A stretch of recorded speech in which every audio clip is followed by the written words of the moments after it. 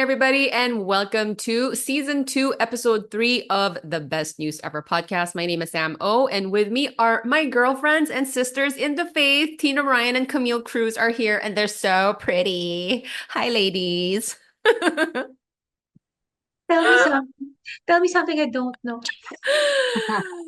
She's very well aware, yes. But wow, no, always you girls look beautiful, and I'm always so happy that we get to do this every Saturday. Although today we're doing it in the afternoon. And thank you so much for joining us. Where are you, Tina? This is not our station, although it's a sister station.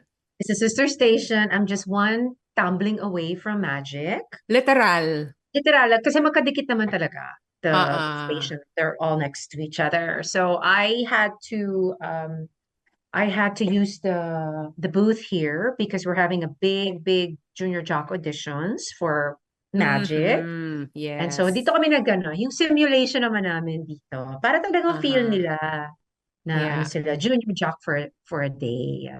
Yeah. Uy, biglang naisip ko na one day maybe we can do this show in like a legit radio station. That'd be kind of cool. Hello, we have three. So come on down, diba? Not us, the Actually, company that we work for. Yes. yeah.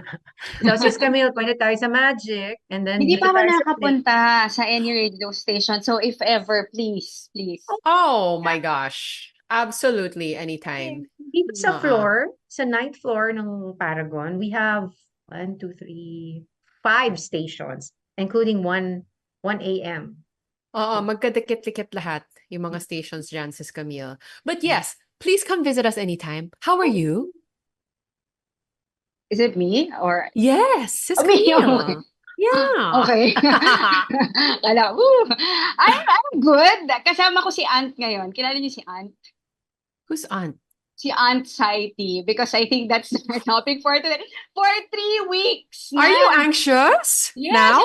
For Why? 3 weeks. Kasi every time na magkakaroon tayo ng BNE, ganun pa rin yung Starstruck pa rin ako sa inyo. So, No, you Sis know, Camille. Oh, si stop. Auntie, kasama ko lagi, si Anxiety, which is going to be our topic for today. But I'm good, It's I'm true. good. Yes, I'm very excited. Ako kay Angs. Hindi ko makilala si Angs. Madami na ako niyan. Oh, good, because How we're are gonna get you? into it. Yeah, we're gonna get into it. As Sis Camille said, yes, today's topic is about anxiety. Because I think we all experienced it to some degree. Maybe for you, it has been a constant companion, or maybe it was like a pandemic thing. Maybe you're newly going through it now. Who knows? But because Do you we know are, anyone na whoops, walang what? anxiety? No, I think everyone goes through it Ba? naman at Oo some nga point. eh. Babies Oo. lang ata ang walang anxiety kasi wala pa silang kamuwang-muwang eh. Hindi Diba? pa nila alam. Pero na-anxiety Oo. na yan. Gusto nilang milk and all that. Oo. Oh my gosh, I thought like, what's that? Like, anong Milk, klaseng yes. inom yan? Babies. Oh, kasi But, ano eh, ano ba yun? Sa, di ba, ang sign language ata ng, ano ba, meron yan na they teach babies milk? I think oh this is Oh, really? yeah, Oh, they wow. teach babies to hungry. sign. Oo, Oo. hungry. Hindi po to yung, Akala ko. Okay, ladies, focus. Focus Sorry. on the topic at hand. Anxiety. Pero, I Sorry. mean, but we're not really just talking about anxiety because, of course, our angle is because we're doing the podcast as graduates of Zion Christian Mission Center, which offers a Bible theology course, which you can finish from anywhere between 6 to 8 months. Kahit 4 months pa nga depending on the kind of program that you're enrolled in. It really helped us so much with challenges like anxiety, or we can even dig into some of the experiences that the students had while they were studying, any kind of maybe like mental health issues that I think something like a Bible study can help. So we're going to get into that today. But I also wanted to start by asking you, and maybe this can be like a Best News Ever podcast tradition where we start by sharing like what was the highlight of your week, because we do this on a Saturday. And so maybe we can get started on a positive note. Like, maybe you can share with us what your highlight was for the week. Although I have to say, last day na ng August, guys, ha? yeah. So, my gosh, magba-Burr months na. So, baka highlight of the month ang dapat pinag-uusapan natin dito. But I'm not ready for Nak- that. So, let's just do... Nakadungaw si Jose Marie, si Tito Jose Marie Chan, si Mariah Carey, diba? Yeah. But is I there want to anything start you with guys want to mine. share? Yeah, go! Mag-start ako ng highlight ko. Kaya tayo napunta sa 5 o'clock this afternoon because nagkamali yung boss namin ng schedule. Sam and I were supposed to attend this event na akala namin kaninang umaga. So anyway, kahapon nangyari yung event. And it's one of those, mama, alam mo yung, oh, sige, sasama lang ako. Sis Camille, I'm super kalad-kared. Ganon. So, Okay, there's something. biglang yung company lang, ako lang dapat yung company, 'di ba? Biglang hindi rin pwede si Sam. So ako na yung naging main representative. Ang ganda lang nung highlight nung event kahapon because GMA7 partnered up with so many different organizations from the media, tri-media yan, TV, papers, radio, to campaign about fake news. Kasi syempre, nanggagaling ang anxiety sa fake news, diba? And now that everyone has access to the internet, parang lahat na lang kaya maglabas ng news. So, we have to verify if it's true. So, let's all be careful. Yung pinaka-highlight ko doon is, meeting all these people that you only see on TV. And then, parang, oh my gosh, ang daming contacts na I made so many contacts to how can I say it? Ano ko ba sabihin? Yung contacts Tao, bagay, Keywords. nakakain ko. hayop. No, yung mga Yes ba tao yan? na kilala ko is makakatulong sa atin. Oh, wow. Oo. Naka-highlight. Kaya pala ang ganda-ganda mo ngayon, Sis Tina. Well, always I naman. love the You lugay look very Bigyan ko hair. ng differently buhok. beautiful today. Gusto ko na nga pong Yeah. nung nakita ko si Pia Arcangel, na-miss ko po yung super short hair. Ang Tina, ganda-ganda. no. No. No, agad. The long hair is a really good look on you, I I was think. just gonna say the long hair, closer to God ba yan? Only if it's in a bun and it's high. Okay? Yun, but anyway, yun yung pinaka-highlight ko. Ang dami kong na-meet kahapon na, wow, hindi to mga simpleng tao na parang in the future malalapitan natin sila for the work that we do. No, and that's such a good campaign. And I guess for us, because we've done this Bible study and we are in the faith, when we talk about the truth, parang medyo iba na yung naiisip natin, diba? Of course, there's like, the objective truth that people generally talk about, but in a biblical context, like when we say truth, iba rin yun. So, I'm just gonna leave that hanging. But, there's a truth that is talked about in the Bible, which is absolutely mind-blowing as well. But I'm so glad that, Magic 89.9 is also part of that campaign. Super We cool. We And are. what a great initiative, GMA. Thank you for making us part of that. Sis Camille. Congratulations. Yes, thank you. Sisters. My highlight, I have two actually for the week. One is I don't know if they're watching, but we had students who graduated. So for the first time, kasi merong Japanese test that is normally studied for 6 months, they did it for 3 months. So Oh, wow. it's like a milestone for us. And then ang ganda lang kasi they really remain humble tapos they always give glory to God. So that's what makes it more parang woo. And then the second one, fresh na fresh from the table. Galing kami kanina sa Pasig and thank you for really coordinating. Ang cute ng mga bata. Sobrang we had this activity called Pray and Play. Yes. And thank you for those who really helped with the event. And then we had some prayers and then we received also a message. We shared about the Bible and all those. So super fun siya. Yes. We that's should one of thank... my highlights. Yes. We should Barangay thank the chairman. barangay captain, si Barangay Captain Raymond Leasing of Barangay San Antonio in Pasig, who is so welcoming with Zion Christian Mission Center. He allowed us to put up ads for, para may QR code and people can scan and enroll. Nilagay pa yung poster natin dun sa LED screen ng barangay. And now, they're allowing us to participate in this youth activity that they do once a month. So next month, we're gonna do one again. So to Cap Raymond and his nice. staff, thank you so much po. Thank you Thank so you. much. I think one of the participants is watching right now. Hello, Sophia. Hi, Sophia. Sobrang king siya kanina, nakikinig talaga siya ng word. So I think she's going to enroll soon. Yeah, we're looking forward to having Oh, Sophia. we're so excited to meet you. Let's say hi to some people who are tuned in right now, actually. We have people who are watching us from, is this Ethiopia? Because, I mean, I'm No? looking at Ethiopian Gwinnett Church head office. Oh Malamang my nasa gosh, are you Ethiopia yon, serious? diba? Wow. Wow. Also, Boracay Island. Oh my gosh. What? Gorgeous.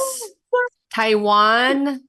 Thank you. Bulacan. Everyone who is watching. Italy. They Wow. are, Wow. yeah. Hi, Bonjour. everybody.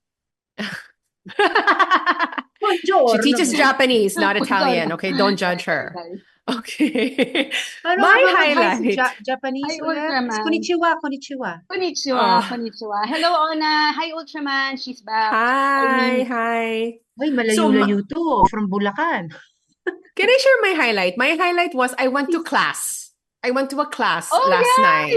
Yeah, because one of our listeners, Samagic, enrolled in the class, and I wanted to accompany her and just, make sure that she's, having a good time and whatnot. And they played a recording of Instructor Abby, who of course we know.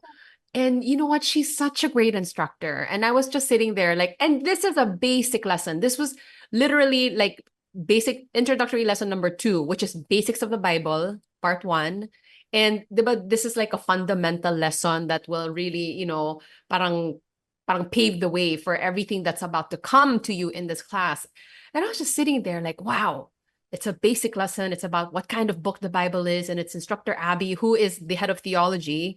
And she is just amazing. And I was just wowed all over again by the class, the teaching that is coming out of Zion Christian Mission Center. And I just felt so blessed. So that was the highlight of my week. Shout out to you, Instructor Abby. Instructor Abby, alam mo, pag pinapakinggan ko siya, hindi ako maiyak. Alam mo yung mga word talaga, ouch, ouch.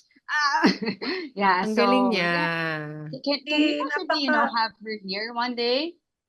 Yeah, we can have her as a guest. Napaka-fortunate namin ni Sam, Sis Camille, kasi nung pandemic, we were under Instructor Abby's class for a while.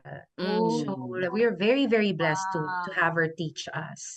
Yeah, so, and I she's remember yung fantastic. event natin saan ba yung Pasig alam mo sa sobrang, yung mga students talagang pinagkaguluhan si Instructor Abby. Oo. Sobrang, alam mo yun, tuwan-tuwa sila na, Sister Abby fresh! Diba? Parang nakakatuwa. Oo, tuwan-tuwa ako for her. Si Sis Camille, though, had an interesting encounter with someone. Maybe you were talking to her about the classes here. Can you kwento mo sa amin, Sis Camille?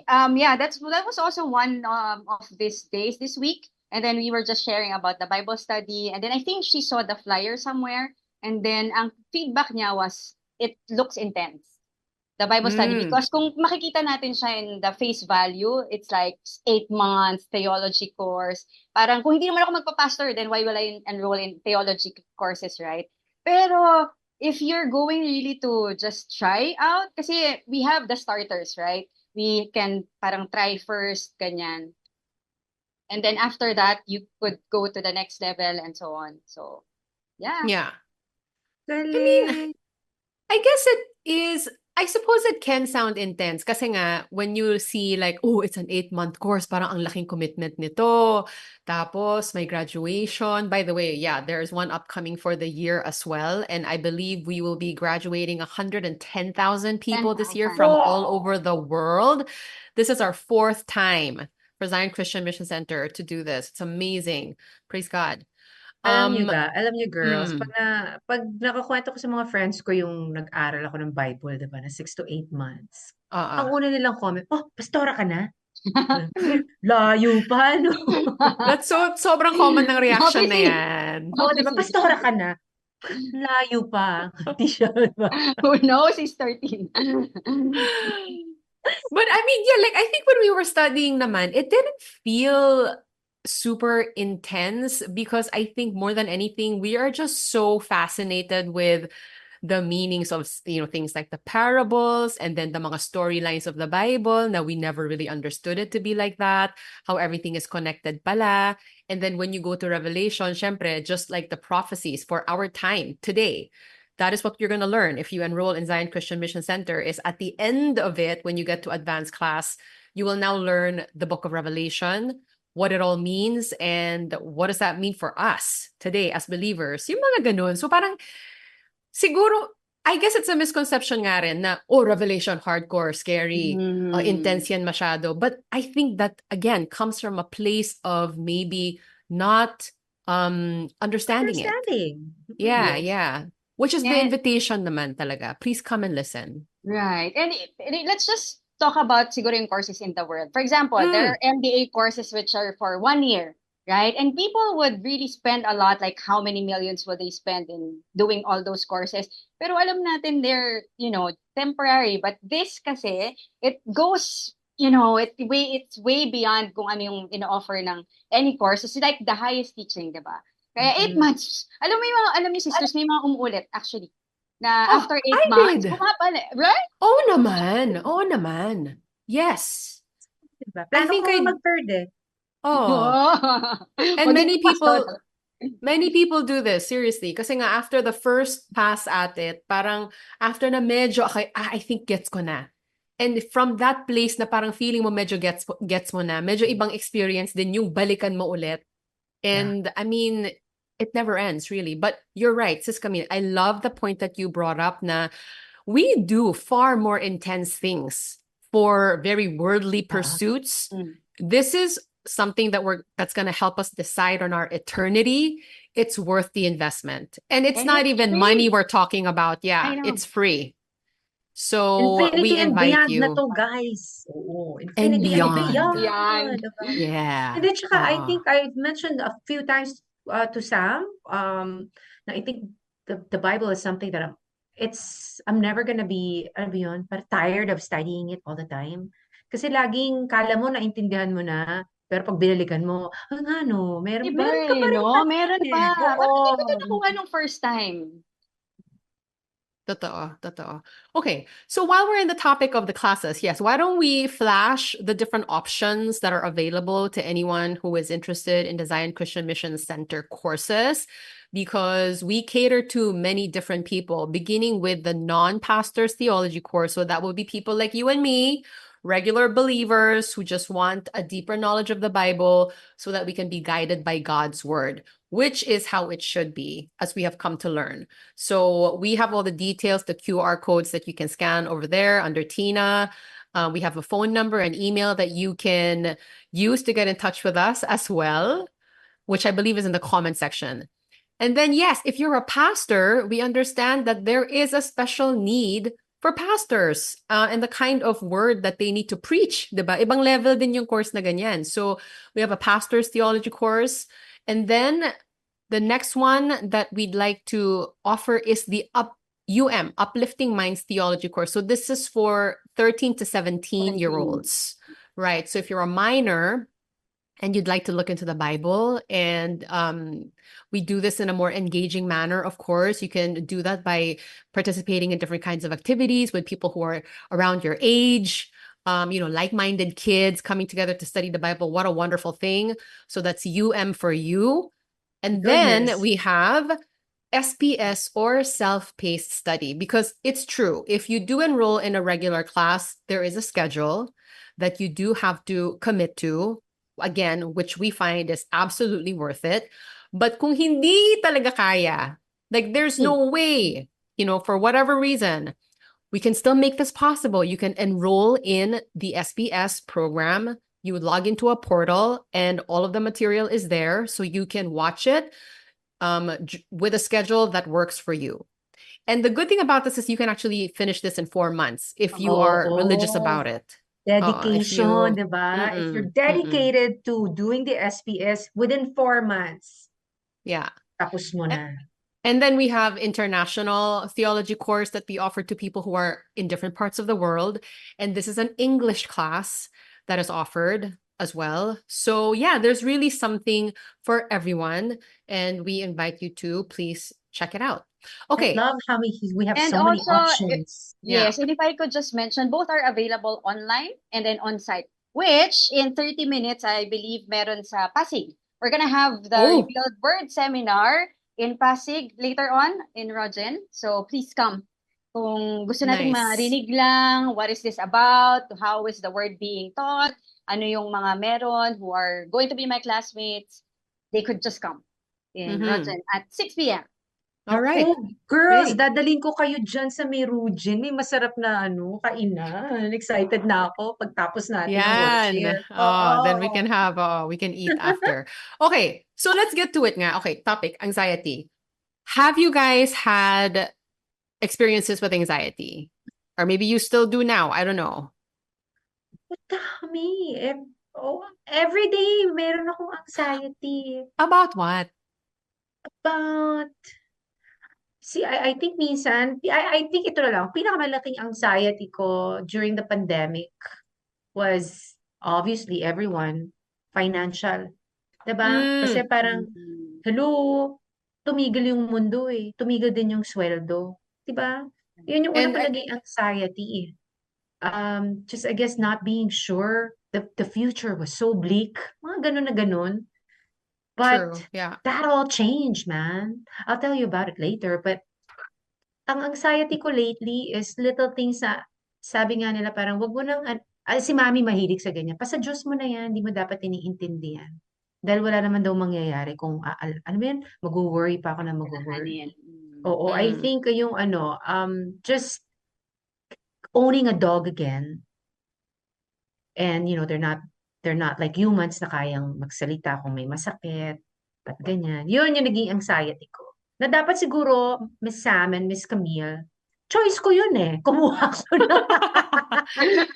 di ba? Tsaka, Kumuha Sis ko ng Tina, aso. you're very knowledgeable when it comes to dogs. Like you're very good at Yeah. reading them, but you're saying even then there are some Oo. situations na talaga hindi mo maintindihan kung ano ba yung Oo. gusto ng dog, and it gives you anxiety.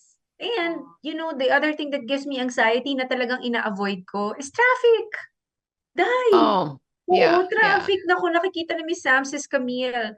Nag-iiba yung anyo ko pag nasa traffic Nagka-transform. ako. Oo, nagta-transform. Meron Kasi siyang alam mo alter yun, ego on the road. oo. Yeah. Kaya sabi ko, ba't ako magdadrive, di ba? Magagalit yung Panginoon sa mga nasasabi ko. So, magko-commute na I lang can po ako. relate, yes. Yun, number one, Mm. anxiety ko, traffic. Kayo, anong nagbibigay sa inyo ng anxiety?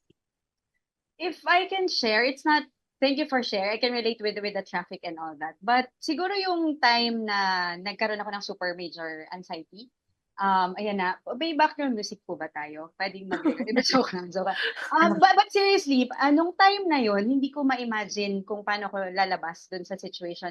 Because like what Sister Tina mentioned earlier, yung finances, for example. Pero at that time, this is not to brag or anything, but at that time, parang wala akong problema eh.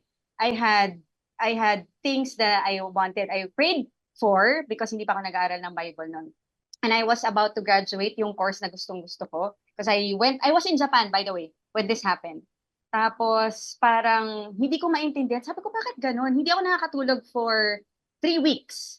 Hindi ako nakakatulog for 3 weeks. And then, parang, oh my gosh. Alam mo yung parang zombie ka na lahat na ginagawa mo. And then, you can't explain yourself. That's the hardest part of it. Na parang sinasabi ng mga tao, ano problema mo? Yun naman, parang sinasabi, I mean, of course, they love me. I do appreciate yung mga friends na nandyan. Pero yun yung mahirap na you can't explain yourself. And then you realize na wala kang peace. You realize na even you have things that you have, pero because yung parang binuhusan ka na wala si God sa buhay mo, then there's just nothing. Everything will be uncertain. Kasi that's, I think, where anxiety comes from. When you're unsure of your future. Parang, shucks, anong gagawin ko? Parang meron ako nito, pero ako pa rin, right? So, yun. And then, nung time na yun, my only prayer was, maiksi lang, God help me. And I'm going to serve you if you let me sleep. Ganon yung negotiation. If you let me sleep, If oh you my let me gosh. sleep, please, Lord, help me. I'm going to serve you. As in, yung noo ko nakadapa siya sa floor. And then, humiiyak lang ako ng umiiyak. And who would have thought after years, I'm going to share it like this? Sabi ko, I can't understand the purpose. Kasi when you're in that situation, you don't know what's happening, right? Parang sa buhay mo, Mhm. Lord, why am I experiencing these things?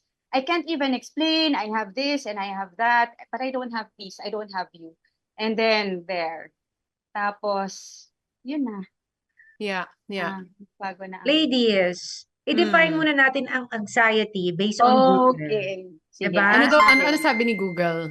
Anxiety is an emotion which is characterized by an unpleasant state of inner turmoil. Ay, may ganun. And includes feelings of dread over anticipated events. Ayan. Yan po ang And- definition ng anxiety Thank you, sa Google. Google. And I think it's a spectrum talaga. I mean, it can be anything from everyday things that you have to deal with na alam mo it's not going to be pleasant, so you're anxious about it, all the way to like parang mental health issue levels na siya na it's At really extreme na. stopping you. Yeah, it's really stopping you from functioning. It's really getting in the way of, living your life. Yung talagang debilitating na. Ako, may question ako Oo. sa inyo. Siyempre, pag may kayo, cutie kayo with the girls or friends, tapos magkukwentuhan, di ba, about anxiety. Have you found yourself comparing your anxiety with theirs? Na parang, ang simple man ang problema niya. Ano ba ito? Ganun, di ba? But then, at the same time, naisip ko after studying the Bible, parang wala naman akong karapatan na i-compare yung anxiety niya sa anxiety ko. Kanya-kanya tayo, di ba? Parang Kasi- may competition ba ng anxiety, Hindi kasi- palakihan ng anxiety? Hindi kasi meron ako mga friends na, alam mo yun, yung mga angat sa buhay, tapos yung mga problema nila, na minsan natatawa ako, na parang, ano ba yun sa'yo? Pero again, na-realize ko na hindi pare-parehas eh. And we shouldn't try to compare, diba? So, I think Yeah. one of the things that I learned after, studying under CZMC na parang, yung standard natin, iba pa yung standard sa Bible. Oh, alam That niyo too. yun. Yeah. You get where I'm going with this. So parang I found myself apologizing to a few friends who I sort of parang parang "Uy, Ginudge by the mo? way, hindi naman ginudge, yung lang, parang binaliwala ko ba yung anxiety nila. Na parang, okay lang yan, wala yan. Ito nga, Kasi- pinagdadaanan ko to eh. O parang nasimplehan ako dun sa anxiety nila. Yung ganun ba? So parang kasi iba talaga yung standard ng mundo sa standard ng Panginoon, sa standard ng Bible. That's Yun really isa sa nice of mga- you to I like go back and did. Alam mo, apologize. Yeah. Oo, and I'm like, ako mama, ano mo yun, yung mapagkumbaba naman ako. And my family, my friends know that. The irony of saying I'm humble. Diba? Diba? Pero alam mo yung nag-sorry pa ako. Ang galing. Kasi, Tino Ryan, iba ka. kasi parang nahiya ako, yun parang, diba? Iba nga yung anxiety sa anxiety. Oo. Sis Camille, yes. Parang you Sorry, wanna say I was... something. Thank you for being so humble, sis. No, kasi ganyan, I can relate. Alam mo nung nasa anxiety stage ako, tapos yung mga tao, I mean, I know they meant well, na parang, uy, wala yan, matulog ka lang, magdasal ka. ganyan. Magdasal ka. Magbasa ka ng Bible, eto, basahin mo tong verse na to. Pero it's not that easy. Pero kaya ngayon, dahil na-experience, kasi parang, alam ko, mahal ako ng mga friends ko na yun. Super until now, I really appreciate everyone na tumulong doon sa stage na yun. Pero it's not, hindi mo siya maiintindihan eh. Parang, you can't just give advice na, uy, okay lang yan, sige, mag-pray ka, okay na yan, bukas, ganyan. Kasi, iba-iba, just like what Sister Tina mentioned, it really varies from person to person. Kaya hindi natin siya dapat rin minamaliit na. Ito yung solution dyan, nagumana sa akin, gagana siya sa akin. Diba? Diba? Like, uy, magdasal ka. Dati dasal ako ng dasal, mali pala yung dasal ko. Tsaka minsan ang vague lang naman kasi na, sometimes like you're anxious about a very specific thing, but then the blanket solution is like, magdasal ka kasi. Or magbasa ka ng Bible. Parang, it does seem like you're just generalizing everything. And then to Tina's point naman, yung feeling mo mababaw yung anxiety ng iba. Pero it's amazing because God can really use any kind of maybe anxiety or difficulty you're having in your life, that kasi I find that a lot of people, that's what happens to them. And it's what happened to me also. Na parang you go through a very difficult experience in your life that's maybe causing you anxiety or depression or kung ano man, but God can use that. So even if it's a small thing or a big thing, God can still use it to like draw you closer to Him. To seek Guys, Him. share Yeah. ako. Dati may Ano? nagsabi sa akin nun, uy, magbasa ka ng Bible. This is Oh, pre-CCMC ah. oh. I think I tried nung meron pa ako dun sa app. Lalo ko na anxiety dahil di ko Intindihan. naiintindihan. Ano pang binasa mo? Wala naman silang specific na chapter or na verse. So sabi no, have you tried reading the Bible? So ako naman nag-download, di ba? Parang, ha? Ngayon, But at least, No. di ba, dahil hindi mo siya naiintindihan, yun pala, nagsisika na, Sister Tina. oh, Diba? You didn't siguro know nga, maybe na, dahil hindi ko to naiintindihan, then nung revelation mga agad yung binasa. Pero isn't that so true? Like if you read the Bible na hindi mo siya maintindihan, it can actually make it worse. and you Which can is why read a na lot of yung people mo, are yeah. afraid of Revelation, is because nga they think it's like all of this is supposed to happen literally. So syempre, like if you're already in that state of mind, tas babasahin mo siya ng ganyan, mas nakakatakot yun. Yes. Parang gano'n na, ang dilim-dilim na, tapos binasa mo yung Revelation. Oh my gosh! Diba? The Yeah. earth and the sun were gonna. Oo. But it's true. And also, like, I think, in the Bible, there are a lot of people who were in a situation that was absolutely anxiety-inducing. First one being Jesus, of course. Parang sa lahat-lahat ng kailangan niyang gawin and all the things that he had to fulfill and knowing that he had to go to his death on the cross. I mean, really, is there anything worse? Oo nga, tapos nagre-reklamo tayo. Ito madalas din sinasabi ni Tina sa akin, Sis Camille. Like, every time na, maybe we're like complaining about something together or ganyan. And she's like, pero, if you think about Jesus, we have no right to complain. Which Which- now changed, di ba? Kasi like what you Yeah. said, we still encounter, we still feel anxious, pero now, because alam na natin si Jesus Christ, he experienced, umiyak siya, di ba? Like dugo, he sweat and all that. Ganun katindi. Naiyak na ba tayo ng ganun? Like Diba? ganun ka-anxious na ba? Never, right? Pero yes, we could really learn from the Bible. Jesus and then also Job.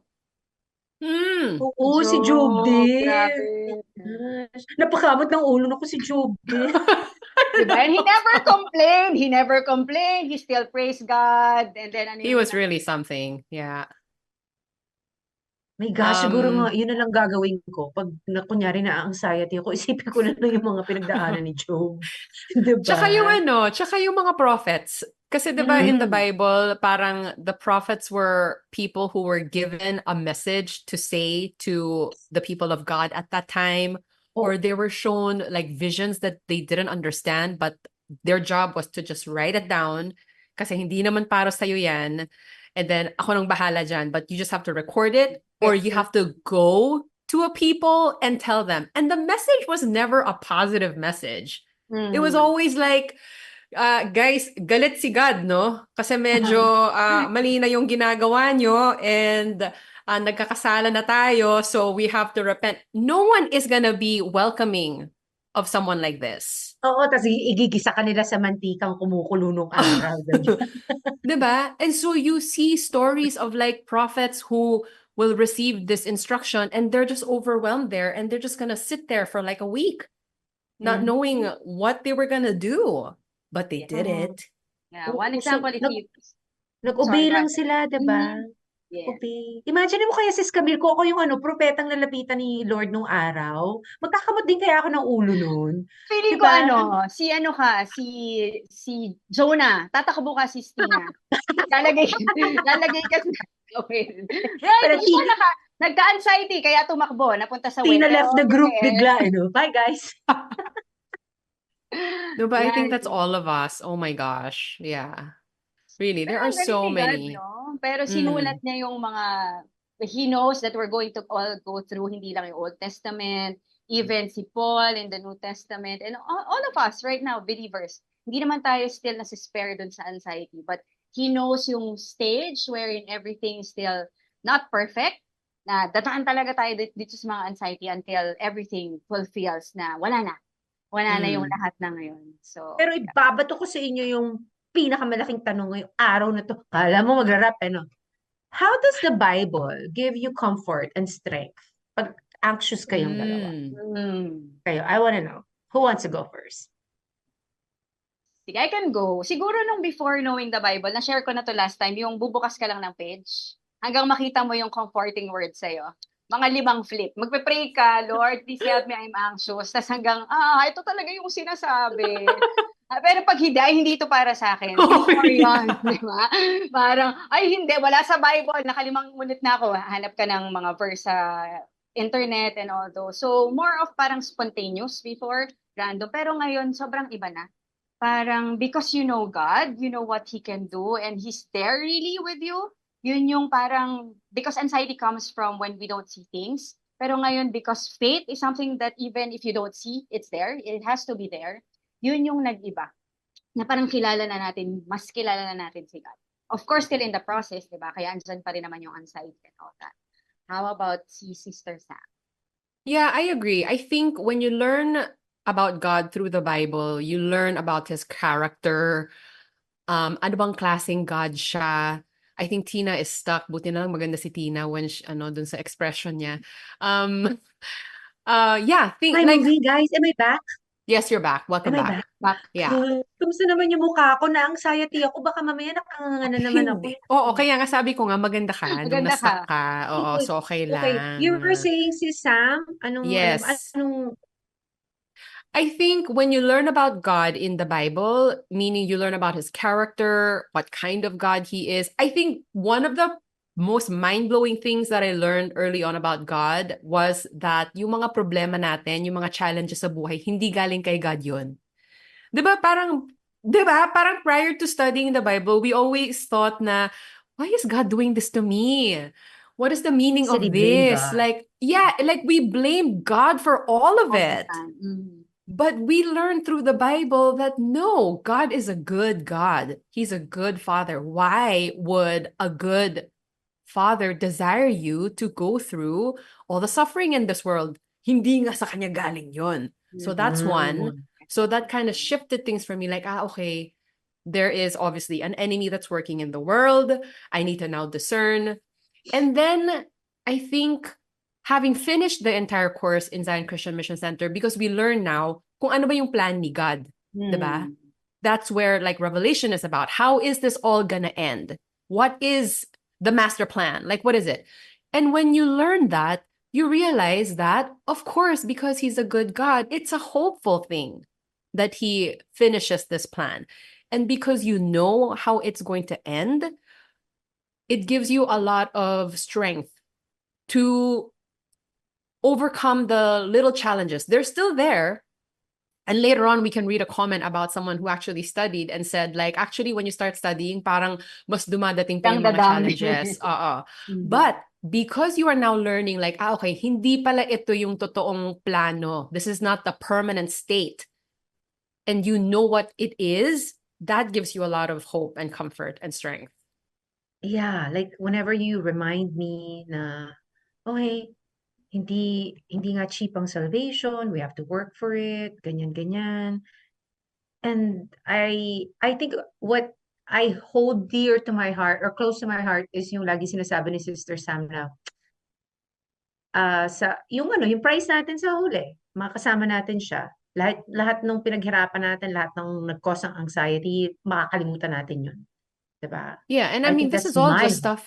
Yeah, and this is all stuff in the Bible. These are not my words. Like, these are words of God that we now are just able to draw from because we Hindi ko learned nadala it yung notebook ko. in. Meron tong natatandaan May ko mga yung notes. mama, yung may Philippians ba yun? Basta may isang verse doon na parang yung isa sa mga nag-resonate sa akin na kahit anong dami mo pang plano sa buhay, hindi yan yung plano ni God for you. Parang something to that Proverbs. Somewhere effect. in Proverbs yata. Is it Ba yun? Proverbs 3, Nandun 5, sa 6? notebook ko eh. Ginugal ko nga Yes, bigla. we Hindi ko need to talaga be. maintindihan. It's okay. I mean, the Bible is full of verses that are encouraging. I even heard something like the Bible now says, do not be afraid or do not fear like 365 times. I don't know if that's true, but the point being, there is an encouraging verse for every day of the year. Now, you don't have to be afraid. And, because God's got you. But again, parang medyo vague, like if you just hear that without really going deeper into like, okay, but why does the Bible say that? That, yes. It's not just words that are being thrown at you and, okay ka na dyan. Kasi ito yung sinabi ng Bible. May backstory talaga. Okay ka na dyan. Okay ka na dyan. Oo. Hindi lang siya motivational quotes na, okay, Yes. ma-encourage ka lang tapos. Pero yung pag nalaman mo yung deep meaning, kung bakit siya nangyari, kung bakit siya sinabi at this specific era, and paano siya mag-a-apply in the era that we are in now, and dun sa mga susunod pa. It's very comforting na, okay, sige, pagdadaanan natin to. Pero like what you said, pag in-overcome natin to, yung prize in the end, there's no ending because with God, there's no ending, but it's just like beautiful. Sobrang ganda magiging parang finale. Yeah. So I want to invite, the people who are watching us or who will be watching this, if you have a Bible verse that was super encouraging for you and helped you get through a time where anxiety was at an all-time high, whatever gives you comfort or strength in the Bible, please feel free to share that. Do you guys have one that is maybe close to your heart? Si Stina. Feeling ko Yun nga meron. yung nakalimutan ko. Pabalikan niyo mamaya yung note. Pabalikan ko mamaya yung notebook ko, but I know sa Psalm, I think I asked before sa Psalm kung ano to. Ito ba talaga yung mga broken-hearted sa relationship? Tatanda mo yun, Mama? Ano yun? Yung sa Psalm 147 verse 3, He heals the broken-hearted and binds up their wounds. Alam mo ba ito sa mga sawi sa pag-ibig? Kaya yung una ko nung bago pa lang ako nag-aaral. Ayan yung mga tinanong ko sa iyo before eh. Nakalimutan ko na rin yung sagot mo. Kailangan ko na ulit mag-aral. Magsa-third class. Oo, mag-third na tayo. Mag-third class Sis na tayo. Camille, do you have? I have two. Dalawa yung reason bakit sila yung favorite ko kasi maiksi lang sila. Ito, si Stina, madali lang siyang i-memorize. Di pa kayo. Psalm Sige nga.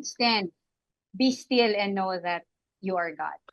Oh. Na parang, dati kasi, di ba, very comforting kahit hindi tayo nag-aaral ng Bible. Parang, okay, there's a God na I can be still. Pero pag alam na natin ngayon na, yes, we can be still because God is really working, whether we see it or not. Tsaka si Philippians 4:13. I can do all things. Oh, through yeah. Christ who strengthens me. Parang, yes, we can do anything. Yun yung sa. Yeah, How about yung sa? Yeah. do I have a particular verse? I do remember that one, yung be still and know that I am God. There's a gospel song that uses that as the lyrics. And I remember like I was going through like a worship music phase in my faith journey and like feel ko siya. Talagang be still. Like God's on top of it, Nahiya ako. Wala Sis Camille, Ariana Grande si Sam pag kumakanta. Hindi ko pa nga naririnig eh. That'll be for another episode. Okay, something to watch out for.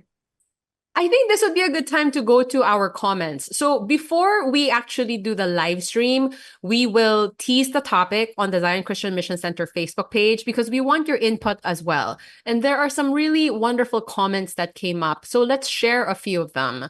Can I start with the one that came from Rhea Hoyokan?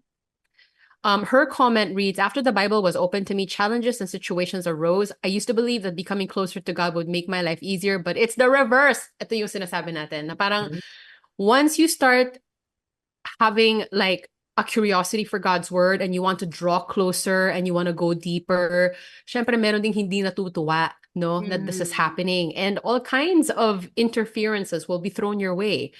Rhea continues to say, my faith has been constantly tested and there are many things I should do for God's kingdom. It can feel stifling at times, plus the worries and everything which give me great anxiety. But every time I feel this way, I just pray and remind myself of what true faith is, because true faith will only be shown during difficult times and situations. I just have to remind myself that it is not permanent. God already promised to take away all the pains, sufferings, and death. I'm holding on to that promise. Again, something you wouldn't know unless you looked into the Bible and learned. There's also a verse in Matthew that always cheers me up when I'm anxious. Matthew chapter 11, verse 28, which says, "Come to me, all you who are weary and burdened, and I will give you rest." It really helps because there's nothing else that could give me rest. It is only the word, and the hope that God reveals to me makes my anxiety wash away. Without the word, my life will be miserable. Thank God I found you. That's Oh. beautiful. And that is from Yeah. the song, Lift Up Your Hands to God, diba? Ay, Nandun yan. yes, we used to sing Oh, that. Yeah. I remember yes. that Oh. song. Yeah. Do you guys want to read any more of the comments that came in? Kayo muna kasi wala akong reading glasses. Eh. Nakaganon nga ako, hindi ko makita, guys. She did Nas- mention about there's no more death, morning cry or pray. That's also one of my favorite verse. Naririnig ko siya lagi kapag merong mga death, ganyan. Parang, there will come a time that there will be no more death, morning crying. Pero nung oh, nag-aral tayo ng Bible, parang, oh wow, sobrang mas nagiging clear siya. Yes. oo, it's a revelation na yan. Mhm. Saan pa? Okay. Nag-aantay ako ng mga comments, ha? Teka lang. Sorry, guys, hindi ako makakapagbasa. Wala talaga akong, hindi ko nadala yung reading No, it's glasses. okay. It's okay. I can read the one that was sent in by Pen Crystal. Having the proper understanding of God's word helped me overcome my anxiety and all the negative thoughts. I have perceived the value of the era that I'm living in today. There's a promise of eternal life for those who will endure till the end, and that gives me hope. My faith in God grew deeper when I started learning and understanding, excuse me, the fulfillment of God's promises because it made me realize that God is indeed faithful. Yes, life is hard and struggles will always be there, but knowing that it is not permanent is what gives me hope. There will come a time that we will be with God when He reigns. There will be no more pain and suffering and even death. Repeated again, that verse. And also So, kay, go ahead, can we please. read one more? This still have. Okay. So from Sister Donabel, from Miss Donabel, sabi niya dito, hello po, what a relevant question topic po. Nowadays, Thank we are you. encountering everyday battles. We even trying to keep within ourselves. Oh no, madalas tinatago natin siya. But we worried a lot, either existing or not. We may feel pain, confusion, and hopelessness. But somehow, these battles will make us better and stronger if we overcome them. In our journey of faith, hindi po ito maiiwasan. The closer we are to God, the more we are being challenged to overcome like a narrow path towards the kingdom of God. Personally, at those hopeless times in my life, where it seems endless, I just woke up one day seeing myself opening and reading the Bible. I started from an interest in reading the history of Bible characters, especially the history of God's love. Days had passed na di ko na malayan I'm at Book of Prophets na. And it's like I'm in different world full of courage and hope with every word and truth, realizing there's a greater picture if we only open our hearts to God and His Word. Then I started my journey of studying the Bible through ZCMC, a great opportunity and blessing. Sometimes it takes hunger for us to need food, the same with experiencing struggles and worries for us to look for answers and hope. My journey of understanding the Bible was like a light in my darkest times. Slowly, worries turned into hope. Every time naalala ko po ito, I still feel the same gratitude and overflowing joy na nangyari yon. God is working and God is working in every heart. Kailangan lang natin manamala. Fighting and all glory to God. Thank you, Sister Wow. Donabel. Thank you. Thank you. And a lot of our instructors also share that many students will come to the classes in Zion Christian Mission Center and they open up about how, yes, learning God's word, hearing God's word, learning what God's plan is and what His desire is, it really gives them so much comfort and it helps them deal with anxiety or depression. And again, it's not just because it's a string of words that are encouraging, because a deeper understanding will show you that this state that you might be in is not God's plan. And there is a plan for, God to restore everything. And that is what Zion Christian Mission Center is offering for you to hear and verify for yourself. Okay, maybe as our last question for today's discussion, we can wrap with, and this is a question that's coming from our direct on the show. Okay, so let's say, our classes in ZCMC, yun yung parang marker. How is the anxiety that you experience now after the class different from the anxiety that you used to experience before? I go first. Kasi parang hindi naman mawawala yan ng bigla-bigla eh. Like, diba? Like, as long as we are living in the world, in the state that it is in, it's just part of life. But how do you deal with it differently, or how do you view it differently? until di bumababa si God dito, may anxiety tayo dahil. No, I mean, tama siya. It's something that's never gonna go away until, God's plan is done. But now it's you look at it in a different way. Diba? Like, Yeah. um, I think, I don't want to say I take it lightly because until now naman may anxiety ako. But it's just, I'm more mindful. I'm more mindful kasi I think one of the biggest lessons I've learned sa CCMC, which Sister Sam mentioned earlier, is nahiya ako before. Na I easily asked, even questioned, blamed God, bakit ganito yung mga nangyayari? Hindi nga, again, we have to remember, hindi niya plano yon for us, di ba? So, I catch myself na, okay, Lord, dito galing sa inyo. Alam niyo yung nagsa-step back ako na parang, okay, dito galing sa Kanya.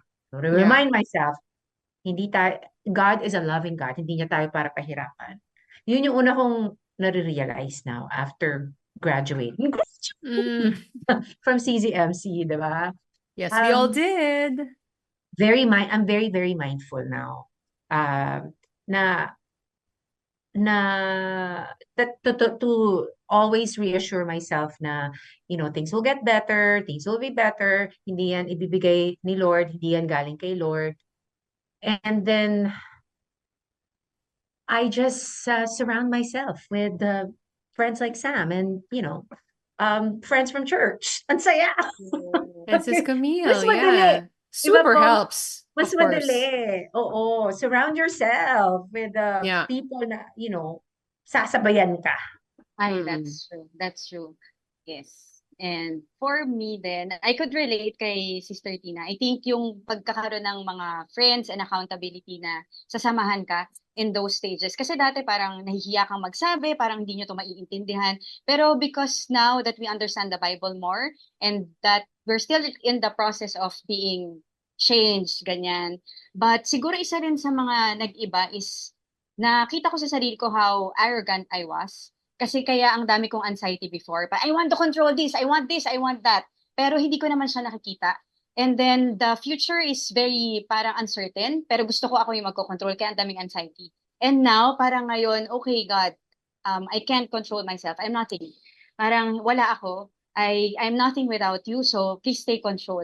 And then mas makikita mo yung parang, okay, whatever happens, even last year, my dad passed away. And then I could be very anxious and all that, pero alam ko parang God, I know this is not yet it, pero there will come a time na matatapos to lahat and when everything happens, it's just going to be so beautiful. Kaya yung mga ganong things that you can be hopeful, you can pray about together with sisters, with brothers, with the family that Zion Christian Mission Center is also building, sobra siyang nakaka-comfort. Yung word na hindi mo lang siya babasahin sa Bible, pero the words of wisdom, the words of comfort na binibigay nila, yun sister! Yun brother! Those things, they also help with coping up with anxiety that we still experience. Yeah. I'm so Nagagamit ko sorry na about yung, your dad, Oo but I'm nga. sure he's so proud of you. Baka nagba-Bible study din siya ngayon. Oo, diba? Feeling ko, alam ko kung nasa ng daddy mo. Yeah. Sam, how about Wow. you? Sister Sam, yeah. I think I agree with everything you lady said. I think just to add to that, the things that I'm anxious about changed, I think. Because before it used to be more of like the worldly stuff, in fact, yung talagang nagdala sa akin to a faith life, which eventually led me to Zion Christian Mission Center, was like something in my romantic life. You know what I mean? Or maybe it was things like, yes, career or but I think when you start learning about the Bible, there's even a verse in Matthew chapter 6 that don't now worry about the things that you're gonna eat, what you're gonna wear, so the things that we are now anxious about changed because we know that itong mga worldly na bagay, kayang-kaya naman ni God yan. Especially now that we have received the word and we are trying to, live ng naaayon sa panahon natin ngayon. Parang we have different priorities, but that also comes with a different kind of anxiety. But, as Sis Camille said, parang si God naman yun eh. We are his hands and feet here on earth. We just ask God now to just like lead us and take control. So in like Zion Christian Mission Center lingo, it would be like godly worries, more like, godly worries. And then another thing, I suppose, is just the kind of hope that I have. If before yung solution ng anxiety came from, again, things in the world, I now have a more solid hold on the hope that we have because it's in God. And that's never gonna change. So, parang lumevel up yung solution sa anxiety natin. So, I think that's what changed. Nako. Minsan na nga sa The traffic, level up. sinasabi ko na, Jesus, take the wheel. Yun! Diba? There's even a song about it. Iba na Hindi ko alam yung song, meaning. Jesus, take the wheel na ako. Oo. May isa pang Zion lingo, the holy stress. We still feel stressed. Holy stress. The holy stress. Oh my gosh, holy stress. Yeah, the holy stress. That's it. Well, I mean, I hope this discussion helped everyone who tuned in, whatever situation you might be in. We are here to attest that there is hope and strength and comfort to be found in the Word of God. And Zion Christian Mission Center is offering this to you for free. As we mentioned earlier, there are many different programs that you can check out. The details are in the comment section. There's a QR code, there's a phone number, there's an email. If you guys want to just reach out to us and, I don't know, say hi, bestnewseverpodcast@gmail.com is the That would address. be nice. Yeah, we'd love to hear from you. If you'd like a story featured on the podcast, oh my gosh, we'd love that. And this episode after the live stream eventually gets uploaded on our YouTube channel. You can catch it over there too. Best News Ever Podcast on YouTube. Any last words, ladies, before we really wrap it up here? Na-anxiety na ako kasi parang mga 20 students yung mag-audition ngayon. So Tina is at the radio station and there is a junior jock audition that's happening right now and she just like carved out the time to do this. We appreciate that, Tina. Mag-isa pa ako, na-anxiety ako. Jesus, take the wheel ulit. Maganda ka pa rin, always. Thank you everyone who tuned in and are with us on the live stream. Sis Camille, do you want to say anything? Yes, na-anxiety rin ako for next week. Guys, bakit naman? Every week may anxiety, but it's holy stress. It's holy stress because it's really nice doing this to both of you. I'm still starstruck. O, di ba? Hanggang ngayon. Okay. Bawal na yung word na starstruck on the show. Starstruck, bawal. Yeah. But yeah, thank you for everyone. I think we just have to learn the word and have our lives change. It's really life-changing. So we also have classes Monday, Wednesday, Friday, and a lot of available classes out there. Kung gusto nyong itry at nakaka-overwhelm, tingin natin 8 months, 9 months, please give it a try. And promise, it will really capture our hearts. So nothing to lose, everything to gain. So true, so true. There is nothing to lose. Yeah, just give it a shot and see how you like it. Okay. On that note, thank you once again. We are back next Saturday. If you guys want us to discuss anything in particular, you can let us know about that as well. We'll see you next time. Happy weekend, everybody. Bye. Happy weekend. Tomorrow is September already. September na! Bye.